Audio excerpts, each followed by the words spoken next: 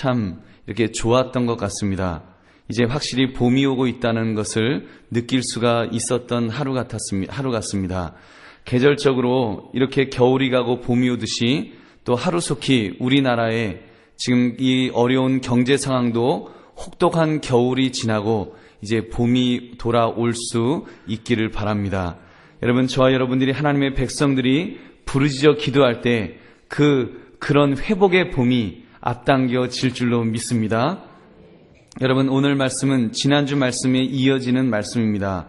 예수님께 어떤 사람이, 한 관원이 또는 한 부자, 여기서는 한 사람이 달려왔다 그랬습니다. 한 사람이 달려와서 무엇을 하여야 영생을 얻으리까라고 그렇게 물었습니다. 그때 예수님께서 너가 계명을 지켰느냐 하면서 계명을 이러이러한 것들을 물어보셨습니다.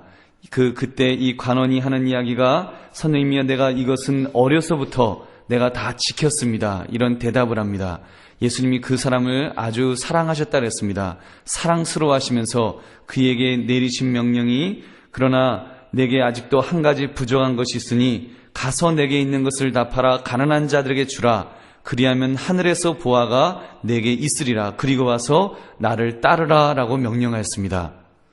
그러면 그 명령대로 따라서 이제 그 자기의 가진 것을 다 팔아서 이제 그 가난한 사람들에게 주고 그리고 예수님을 따라가면 그 사람은 수지 맞는 것입니다. 제자가 될 수 있는 초대를 받은 것입니다. 그런데 성경에 보면 그때 그 사람은 재물이 많은 거로, 문제는 재물이 많은 거로, 재산이 많은 거로 그 근심하며 슬픈 기색을 띠고 근심하여 갔다라고 성경은 기록합니다. 그 사람은 나름대로 율법도 잘 지키려고 했던 사람이었고 또 이렇게 영생에 대한 강한 열망도 있었던 그런 사람이었습니다. 그럼에도 불구하고 이 사람은 재물이 많은 거로, 물질이 많았기 때문에, 부자였기 때문에 그는 영생을 얻는 길에서 멀어졌던 것입니다. 우리는 오늘 말씀을 통해서 이 재물에 대한 기독교적인 관점이 무엇인지를 살펴볼 수 있기를 바랍니다. 그러므로 이 재물을 뛰어넘는 신앙이란 제목을 가지고 우리가 함께 또 우리의 신앙을 점검하는 그런 은혜의 시간 되시기를 주님의 이름으로 축원합니다. 첫 번째, 재물 자체만을 복이라고 오해하지 말라는 것입니다. 여러분, 재물이 많은 것, 부자 되는 것이 복이다라고 오해하지 말라고 말씀합니다. 23절에 보니까 예수께서 둘러보시고 제자들에게 이르시되 재물이 있는 자는 하나님의 나라에 들어가기가 심히 어렵도다. 지금 재물이 많은 자는 하나님의 나라에 들어가기가 심히 어렵다 그랬습니다. 예수님의 이 말씀은 언뜻 재물에 대해 그 부정적인 말씀으로 이렇게 보입니다. 재물이 있는 자는 하나님의 나라에 들어가기가 어려운데 그것도 그냥 어려운 것이 아니라 심히 어렵다는 것입니다. 여러분, 그 재물에 대해서 예수님께서 이런 경계를 하고 계십니다. 그런데 예수님의 이런 이야기를 들었던 제자들은 그 이야기를 듣고 깜짝 놀랐습니다. 깜짝 놀랐습니다. 그래서 제자들이 그 말씀에 놀라서 예수님, 그러면 어떻게 해야지요? 하면서 그들은 굉장히 깜짝 놀랍니다. 이게요, 여러분, 오히려 지금 이 시대를 살아가는 우리들은, 그 구약과 신약을 모두 아는 우리들은 예수님이 이렇게 말씀하시면 재물이 있는 자는 하나님 나라에 들어가 심히 어려우니라. 아멘, 맞아요. 그렇게 생각할 수 있습니다.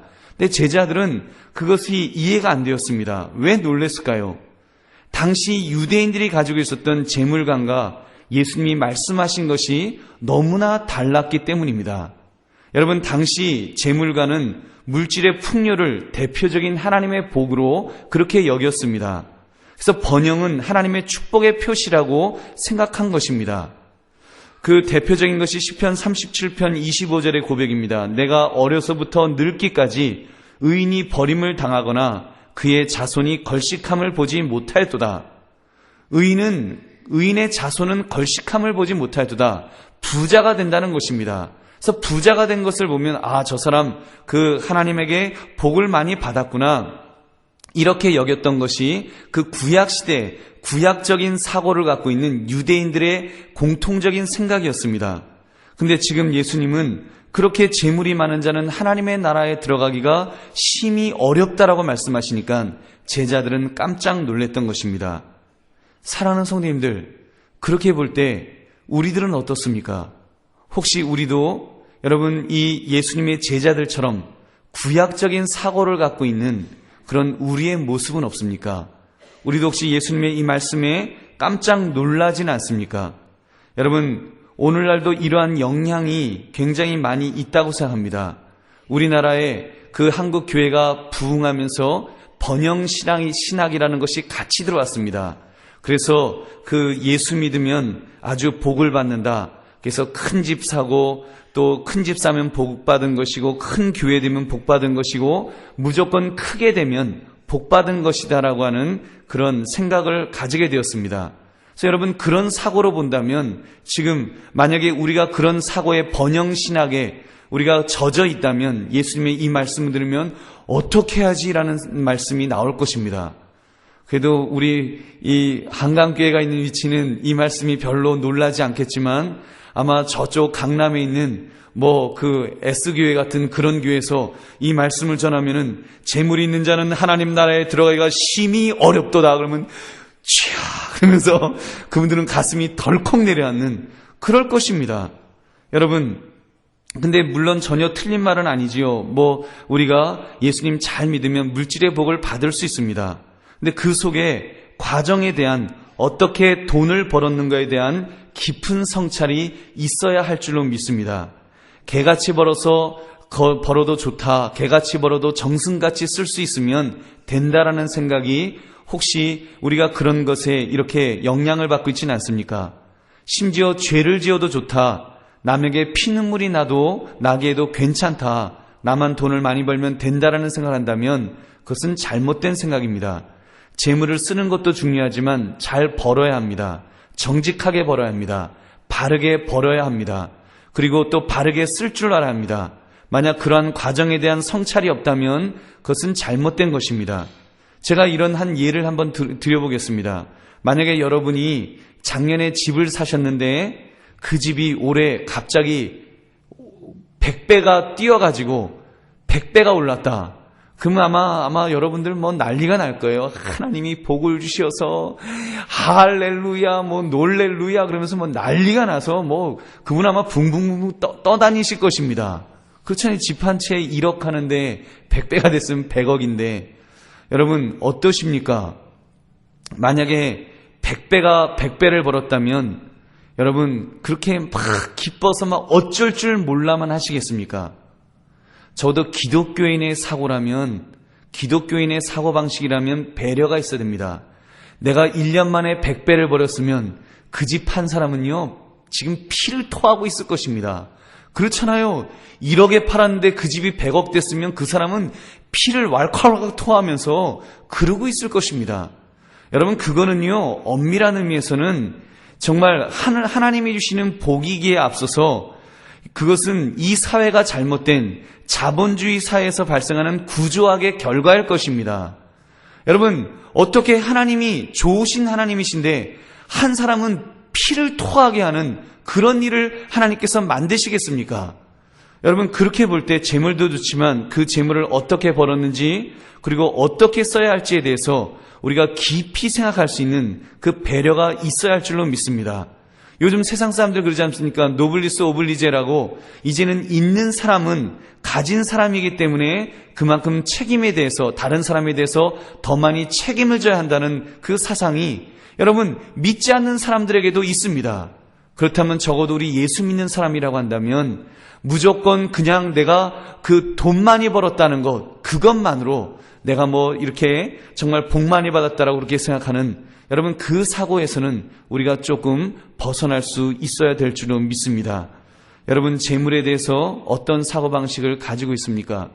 우리가 너무 재물하는 거, 재물이 많으면 돈이 많으면 잘 산다고 하는 생각 때문에 우리가 그런 생각 가지고 있지 않습니까? 돈 많은 사람은 잘 사는 사람, 돈 없는 사람은 못 사는 사람. 여러분, 몇 번 이야기 들으셨을 것입니다. 실제로 그렇던가요? 돈 많은 사람이 여러분 잘 사는 사람이던가요? 저는 돈이 많으면서도 못 사는 사람들을 많이 봤습니다. 어떤 사람은요 정말 몇십억대의 그 부자인데 제가 본 사람 어떤 분은 돈을 쓸 줄을 모르는 사람도 봤습니다. 은행에 그 재산으로 따지면 재산 가치라면 몇십억의 재산이 있는데 본인은 뭐 이렇게 그 새빵살이 같은 데서 컴컴한 지하에서 사시면서 뭐 먹는 것도 겨우 뭐 라면이나 끓여 드시고 이렇게 드시면서 전혀 누리지 못하고 그냥 부두세 같이 아끼다가 그러다가 세상 떠나는 분도 봤습니다. 그것도 자녀도 한 사람도 없이 그렇게 떠나는 분도 봤습니다. 여러분, 그러면 그 돈 많은 사람이 여러분 잘 사는 사람이라고 말할 수가 있겠습니까? 또 어떤 분은요, 뭐 이렇게 그 갑작스럽게 이렇게 돈을 갑자기 버는 그 졸부들이 있지 않습니까? 근데 그런 분이 과거에는 그래도 가족들하고 이렇게 그래도 화목하게 잘 지내는데 갑자기 부자가 되니까 눈이 이렇게 뒤집힌 것입니다. 그래서 그 돈을 가지고 그냥 흥청망청 술집 가서 쓰고, 그러니 뭐 그 아들은 가만히 있겠습니까? 아버지 쓰는데 자기도 같이 쓰는 거지. 아들도 같이 쓰고 그러다가 그냥 흥청망청 쓰는 것으로 있다고 한번 해보십시오. 그러다가 이제 그분은 돌아가신 거예요. 그래서 그분은 돌아가시고 자식들만 남아가지고 아버지 영정 앞에서 거기서 그냥 그 멱살 잡고 싸우면서 재산 싸움하고 있으면, 여러분, 그 돈 많은 사람, 그 갑자기 부자가 된 그 사람을 누가 잘 살았던 사람이다, 이 세상을 잘 살다 갔다라고 말할 수가 있겠냐는 것입니다.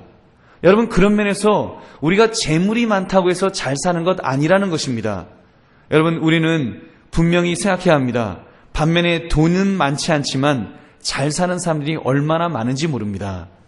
저는 한강교회에 있는 우리 성도님들 중에 잘 사는 사람이 많이 있는 줄로 믿습니다. 아멘 소리가 별로 안 커요. 잘 사는 분이 별로 안 계신가 봐요. 세상적으로는 뭐 그렇게 많이 가진 분은 아닙니다. 많이 가진 분들은 아니고 어떤 면에서는 정말 나라가 어려울 때는 불안할 수 있는 분들입니다. 그러나 그 마음이 부자인 분들이 있습니다. 그래서 무엇이 가치가 있는 것인지를 아시고, 그래서 이렇게 정말 주님을 섬기는 데 기뻐하시고, 그 어르신 공경잔치를 해보면 이렇게 구역 전도회별로 돌아가면서 하잖아요. 뭐 그분들이 뭐 돈이 많으셔서 이렇게 그 전도회에서 회비를 내갖고 그분들을 섬기는 것 아닙니다. 어쩌면은 거기서 드시는 어르신들 중에 아마 더 돈이 많은 분들도 분명히 계실 것입니다. 그러나 여러분, 드시는 그 어르신보다 섬기는 그분들 보면 다 잘 사는 사람 같습니다. 다 얼굴이 환해가지고 섬기는 기쁨이 있는 것입니다. 남에게 베풀 때 그 마음에 기쁨이 있기 때문에 여러분, 그것이 잘 사는 것 아닙니까? 내가 많이 가지지 못했다고 할지라도 내가 베풀 수 있는 사람은 그 사람이 잘 사는 것입니다. 그래서 그 물질을 통해서 내게 보람이 있고 그런 기쁨이 있으면 그것이 잘 사는 사람의 모습인 줄로 믿습니다. 그런 면에서 우리 한강교회 성도님들은 모두 다 이렇게 잘 사는 그런 성도님 되시기를 주님의 이름으로 축원합니다. 또 그렇게 잘 사는 사람에게 하나님께서 또 물질의 그런 부자 되는 복도 주실 줄로 믿습니다. 두 번째, 재물은 잘 사용하지 못하면 오히려 신앙생활에 큰 걸림이 될 수 있습니다. 그 이유가 무엇입니까? 첫째, 재물은 인간의 마음을 이 세상으로 고정시켜 놓으려 하기 때문입니다. 재물이 많으면 이 세상에 고정시키려고 합니다. 여러분, 지금 최고로 좋은 집에서 최고로 좋은 차를 타고 최고로 좋은 대접을 받으며 산다면 천국에 대한 소망을 가지겠습니까? 안 가지겠습니까? 여러분, 한번 생각해 보십시오. 저는 개인적으로 돈이 많지 않은 것도 복이라고 믿습니다. 여러분, 예수 믿는 사람이, 예수 잘 믿는 사람이 이렇게 어느 날 정말 갑자기 뭐 쫄딱 망했다, 집값이 떨어져서 뭐 망하든지 하여튼 뭐 어떻게 해서 뭐 망했다, 그런다 한들 그것이 저주일까요? 여러분, 그것으로 인해서 더 하나님 앞에 매달릴 수 있다면 여러분, 그게 복일까요? 저주일까요? 여러분, 한번 생각해 보시기 바랍니다. 우리가 살면서 좀 불편할 수 있습니다. 살면서 불편한 것도, 때로는 힘든 것도, 너무 힘든 건 좀 너무 고생스럽지만 여러분, 그러나 힘든 것이 아주 나쁘지 않다고 믿습니다. 그래서 더 천국을 사모할 수 있다면, 우리 권사님 중에 지난번에 이렇게 돈을 억울한 일을 당하신 분이 계셨습니다. 그래서 우리 권사님 너무 속상해 하셨는데 믿음으로 잘 견디시고 이렇게 극복하셨습니다. 그러면서 권사님 이번에 그 신방 갔는데 그런 간증을 하시더라고요. 그 일로 인해서 내 자녀들이 더 기도하게 되고 그 일로 인해서 정말 어려움이 몇 번 더 겹쳤는데도 불구하고 그 일로 인해서 더 자녀들이 신앙적으로 회복되었다고 할렐루야 하면서 이렇게 간증하시는 그 간증을 이렇게 들은 적이 있습니다. 여러분 그렇습니다. 여러분 때로는 우리가요 물질적으로 좀 부족해도 그것 때문에 우리가 더 천국을 사모할 수 있다면 그것이 복인 줄로 믿습니다. 그러므로 여러분 약간 고생스러운 것은 영적인 삶을 위한 필수 사항이라고 믿으시기 바랍니다.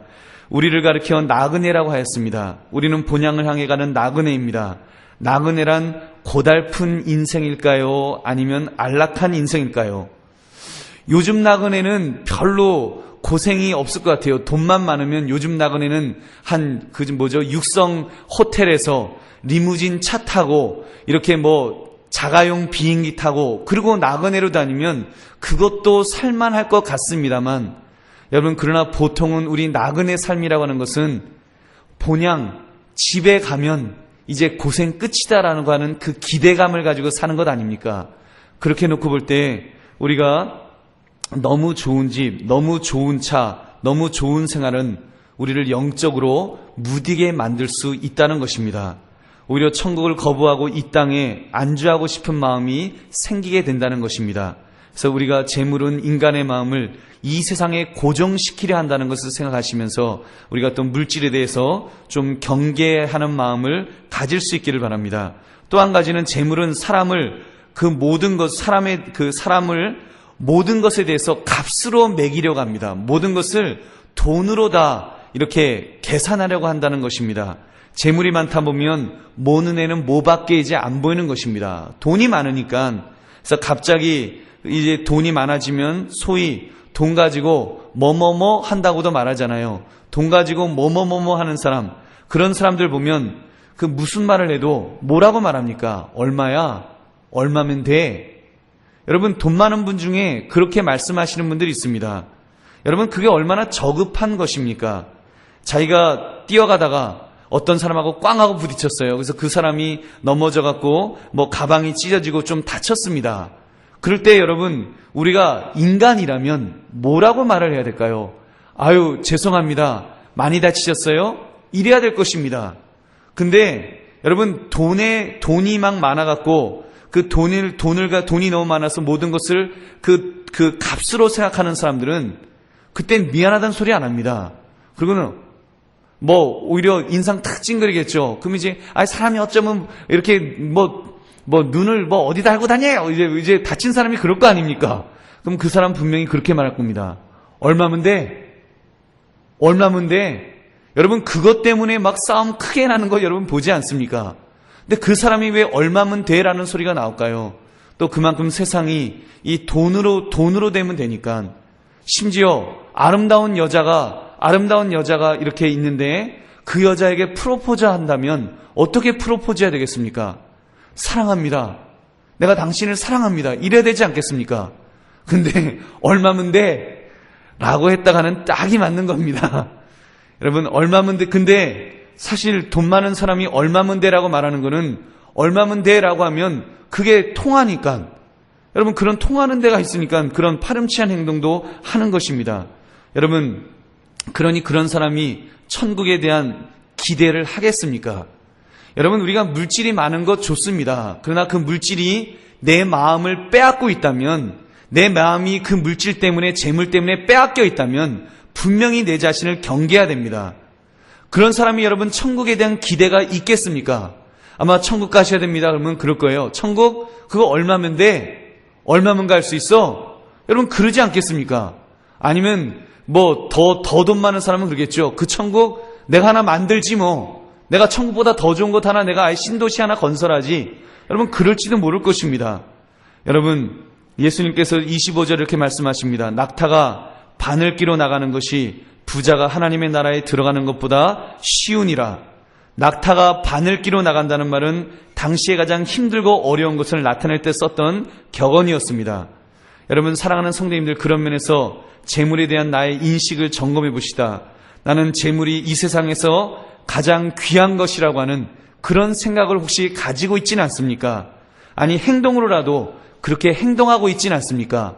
물질을 위해서라면, 돈을 버는 것을 위해서라면 내가 정말 붙들어야 될 어떤 가치가 있는데도 그 가치를 포기하고서라도 내가 재물을 쫓아가는 그런 모습은 내게 없는지 내 자신을 점검해야 될 줄로 믿습니다. 여러분, 재물 때문에 신앙을 팔아먹지는 않으십니까? 다른 데다가 돈깨를 맡아서 있다가 그 재물의 마음이 빼앗기니까 결국 예수님까지도 팔아먹은 것 아닙니까? 그렇게 볼 때 여러분, 나는 혹시 재물에 너무 눈이 멀고 있지 않는지 내 자신을 점검해 볼 수 있는 저와 여러분 되시기를 바랍니다. 여러분 중에는 이 설교를 들으시면서 목사님 걱정하지 마십시오. 나는 돈 없습니다. 나는 가난합니다. 아무 걱정 없습니다. 부자는 낙타가 바늘 끼로 들어간 것부터 더 어렵지만 나는 괜찮습니다. 나는 가난하니까 갈 수 있습니다. 혹시 그렇게 생각하시는 분이 있으시다면 제가 이렇게 경계를 드리겠습니다. 여러분, 우리가 물질이 없어도, 우리가 돈이 없어도 우리의 마음이 물질에 빼앗겨 있을 수 있습니다. 어떻게 해요? 부자를 너무 부러워하면. 여러분, 부자에 대해서 너무 부러워하지 마십시오. 여러분, 부자에 대해서 부자는 그분들이 부자로 이렇게 살아가는 거, 그분들은 하나님이 주셨으니까 또 이렇게 살아가려니 하고 생각하시고 내 삶 속에서 감사할 것들을 찾는 것이 중요합니다. 여러분, 내 안에서 감사할 것을 찾으면 여러분, 그런 분들이 이제 안 보일 줄로 믿습니다. 저는 잘 안 보여요. 전 부자들이 어떻게 사는지 제가 눈이 나빠서 압구정동은 보이는데 압구정동에서 어떻게 사는지는 잘 안 보입니다. 한남동 길 건너 어디에 누구죠? 삼성 이건희 회장이 사신다고는 하는데 그 집이 어딘지 어떻게 사는지는 잘 안 보입니다. 여러분, 그냥 하나님께서 우리에게 주신 것 안에서 우리가 기뻐하며 즐거워하며 감사하며 살아가면 우리가 잘 사는 사람인 줄로 믿습니다. 여러분, 그런 속에서 여러분 내 마음이 빼앗기지 않도록, 그래서 그 부자들에 대해서 만약에 내 마음이 빼앗긴다면 나는 왜 저렇게 가지지 못했을까? 나는 왜 저렇게 부자가 안 될까? 나는 왜 저렇게 큰 집에서 못 살까? 나는 왜 저렇게 좋은 그 옷을 못 입을까? 우리가 그런 것 생각하신다면 우리도 부자 못지않는 이미 재물의 마음이 빼앗긴 자들이 될 것입니다. 여러분 중에 가난하다고 생각하시는 분들, 이 말씀 분명히 여러분 붙드시기 바랍니다. 가난한 것도 억울한데 거기다가 재물의 마음까지 빼앗겨서, 재물도 없으면서 마음만 빼앗기면 얼마나 더 억울합니까? 여러분, 그러면 우리는 이 재물을 신앙으로 극복할 수 있는 그런 저와 여러분 되시기를 주님의 이름으로 축원합니다. 마지막으로, 그렇다면 어떻게 재물의 유혹에서 우리가 벗어나서 우리가 천국까지 갈 수 있을까요? 여러분, 재물의 유혹에서 벗어나기 위해서는 재물을 극복할 수 있는 그런 자세를 가져야 됩니다. 그 첫 번째 자세가 재물에 대해서 청지기적인 사상을 가지면 됩니다. 재물은 여러분 청지기적인 사상, 청지기가 뭡니까? 청지기는 맡은 자입니다. 주인이 따로 있고, 원주인은 따로 있고, 나는 그냥 맡은 자입니다. 그래서 주인이 많이 맡기면 많이 그것을 가지고 이제 일해야 되는 것입니다. 그 재물을 가지고 많이 맡았으니까 그거를 잘 관리해야 됩니다. 적게 맡은 자는 적게 관리하면 되는 것입니다. 여러분, 청직이라는 사상만 분명히 있으면 여러분, 우리가 물질에 대해서 너무 마음이 빼앗기지 않을 줄로 믿습니다. 여러분, 부자인데 아주 그 부자인 것 가지고 그 돈 가지고서 그냥 그 도배를 갖다가 그 100만 원짜리 수표 갖고 벽지를 갖다가 붙이고 그런 식으로 돈 갖고 하시는 그런 분이 만약에 계신다면 여러분, 그거 부러워하지 마십시오. 속으로 그냥 찌찌찌 하십시오. 아이고, 저 재물은 하나님이 맡겨주신 것인데 저건 청직인데 얼마나 저렇게 돈 갖고 함부로 사용하다가 이제 하나님 앞에 얼마나 두드려 맞고 혼날라고. 여러분, 오히려 불쌍히 여기십시오. 그것은 제대로 된 것이 아닙니다. 여러분, 하나님뿐만 아니라 세상 사람들도 그런 거는 여러분 손가락질하지 않습니까? 여러분, 우리가 하나님께서 우리에게 필요한 정도는 여러분 주실 줄로 믿습니다. 우리에게 일용할 양식을 주신다고 그러셨습니다. 그래서 일용할 양식을 달라고 그렇게 주님께서 기도하라고 말씀하신 것입니다. 우리에게 일용할 양식을 주시는데 뭘 여러분 너무 걱정하십니까? 또 무엇을 먹을까 무엇을 입을까 근심하지 말라 그랬습니다. 우리가 하나님의 나라와 하나님의 의를 구하면 이 모든 것들은 우리에게 채워주신다고 하셨습니다. 그러므로 여러분 너무 물질에 대해서 물론 근심이 되시겠지만 의도적으로라도 그 생각을 떨쳐버리시는 저와 여러분 되시기를 주님의 이름으로 축원합니다.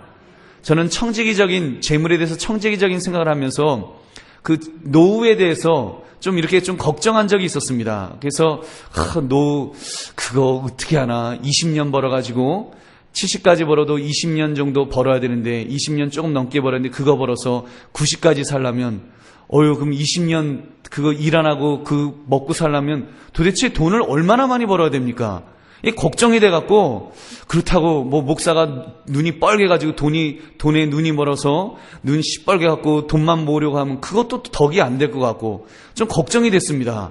근데 제가 어느 책을 보다가 어떤 분이 그러시더라고요. 80까지 일할 계획을 잡으라는 거예요.